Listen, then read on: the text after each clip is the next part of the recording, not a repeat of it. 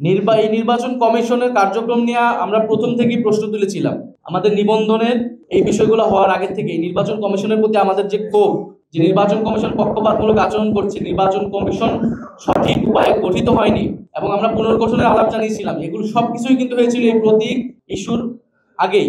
ফলে নির্বাচন কমিশনের সাথে আমাদের এই টানাপোড়েন কিন্তু আমাদের কেবল দলীয় বিষয় না, কারণ আমরা সন্দেহ প্রকাশ করছি, আমরা উদ্বেগ প্রকাশ করছি যে এই নির্বাচন কমিশন নিরপেক্ষভাবে একটি নির্বাচন পরিচালনা করার ইচ্ছা বা সক্ষমতা রাখে কিনা।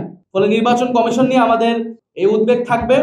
আমরা খুব স্পষ্টভাবে বলেছি, শাপলা এবং সাপ্লাই হবে জাতীয় নাগরিক পার্টির মার্কা। সেই মার্কা নিয়ে আমরা নির্বাচনে অংশগ্রহণ করতে চাই। এখন যদি নির্বাচন কমিশন একটি সাংবিধানিক প্রতিষ্ঠান, তারা যদি আইন অনুযায়ী পরিচালিত না হয়, তারা যদি গায়ের জোরে বা অন্য কারো প্রেসক্রিপশনে কোন সিদ্ধান্ত যায়, তাহলে তার প্রতিবাদ তো আমাদেরকে জানাতেই হবে। এবং আমাদেরকে যদি নির্বাচনে এইভাবে অংশগ্রহণ করা থেকে বিরত রাখার চেষ্টা করা হয়, তাহলে অবশ্যই আমাদেরকে রাজপথে আমাদের একমাত্র জায়গা হবে। কিন্তু আমরা এটা চাই না। আমরা চাই নির্বাচনে অংশগ্রহণ করতে। আমরা খুবই একটা সহজ কথা বলেছি যে আপনি আমাকে একটা আইনি ব্যাখ্যা দিবেন যে কেন আমি শাপলা পেতে পারবো না, সাংবিধানিক আইনি একটা ব্যাখ্যা দিবেন, আমি অন্য প্রতীক নিয়ে নিব। আর যদি আপনি ব্যাখ্যা দিতে না পারেন, তাহলে আপনাকে এই প্রতীকটা দিতে হবে। আপনি আমাকে কেন দিবেন না সেটা আপনাকে তো স্পষ্ট করতে হবে আমার কাছে এবং জাতির কাছে। কারণ আপনি একটি আইনি প্রতিষ্ঠান, সাংবিধানিক প্রতিষ্ঠান। আপনি আপনার ইচ্ছা অনুসারে, আপনার মনের খেয়াল খুশি হিসেবে বা অন্য কারো প্রেসক্রিপশনে কোনো সিদ্ধান্ত একটা নতুন রাজনৈতিক দলের উপর এইভাবে চাপিয়ে দিতে পারেন না। আরেকটি বিষয় আমি বলতে চাই, যেহেতু নির্বাচনও খুবই দ্রুত এবং আমরাও নির্বাচনের প্রস্তুতি নিচ্ছি, খুবই দ্রুতই আমাদের প্রার্থী তালিকা চূড়ান্ত হবে। ফলে নির্বাচনে যে লেভেল প্লেইং ফিল্ডের কথা, একটি খুবই কমন জিনিস, সেই বিষয়ে আমরা দৃষ্টি রাখছি। বিশেষত সরকারের জনপ্রশাসন মন্ত্রণালয় কিভাবে সিদ্ধান্ত নিচ্ছে, যে জনপ্রশাসন কমিটি গঠিত হয়েছিল এই মন্ত্রণালয়কে একটা নজরদারি এবং সুষ্ঠুভাবে পরিচালনার জন্য, সেই কমিটি সঠিকভাবে কাজ করছে কিনা, কিভাবে এই নিয়োগগুলো হচ্ছে সেখানে কোনো পক্ষপাত হচ্ছে কিনা, মেধা যোগ্যতার ভিত্তিতে সেখানে নিয়োগ বা পদায়ন বা বদলিগুলো হচ্ছে কিনা, এই বিষয়ে আমাদের যথেষ্ট সন্দেহ তৈরি হচ্ছে। আমরা পরবর্তী দিনগুলোতে এই বিষয়ে আমাদের আরো স্পষ্ট বক্তব্য উপস্থাপন করব।